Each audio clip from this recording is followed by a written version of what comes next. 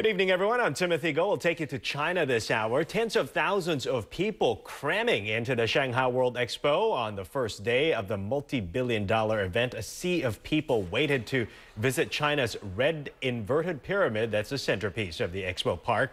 And some visitors became upset when they couldn't get to it. The event also gives visitors a rare glimpse into internationally isolated states like North Korea and Iran. In fact, their pavilions were placed next to each other. North Korea is more well known to the rest of the world for its controversial nuclear weapons program and its food shortages. It has chosen the theme Paradise for the People for its pavilion.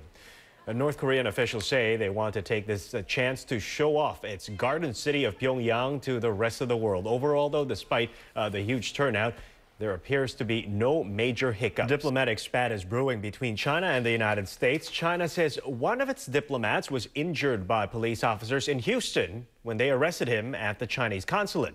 China is urging the United States for a thorough probe, saying it is a very serious incident. The Deputy Consulate General Yu Bo-ren, seen right there in the striped shirt, was driving his car into the consulate's car park when the incident happened. According to reports, police had tried to stop the car as it was missing a license plate. When the car didn't stop, they chased it into the parking garage. The officers then allegedly handcuffed the driver, injuring him, and they say they were unaware that they had entered the grounds of the Chinese consulate. Under international law, of course, consulates and embassies are outside the jurisdiction of local law enforcement, and diplomats have legal immunity. In other news tonight, labor groups across Asia are holding rallies demanding better working conditions and better pay this May Day. In Taiwan, thousands of people took to the streets to protest against a planned trade pact with China. They fear the agreement will threaten the island's workforce. In Hong Kong, more than 3,000 people joined in rallies to demand for a higher minimum wage. And in Singapore, some much-awaited good news for workers. They'll get a boost to their retirement savings after the government announced an increase in the employer's contribution to the national pension fund called CPF.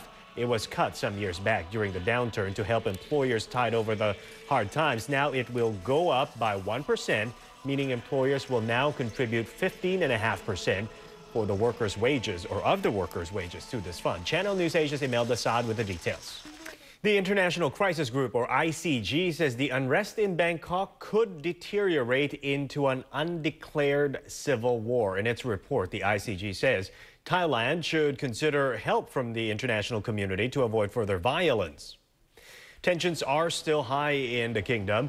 Earlier today, Thailand's anti-government protesters said supporters from around the country are sending reinforcements to fortify their encampment. They've also built up their barricade of tires and bamboo, which had been dismantled yesterday. Still ahead here on Asia Tonight, the family of a Chinese man who went on a rampage at a primary school tells his side of the story. And the art of balloon twisting takes on the fashion world. We'll show you more when we return.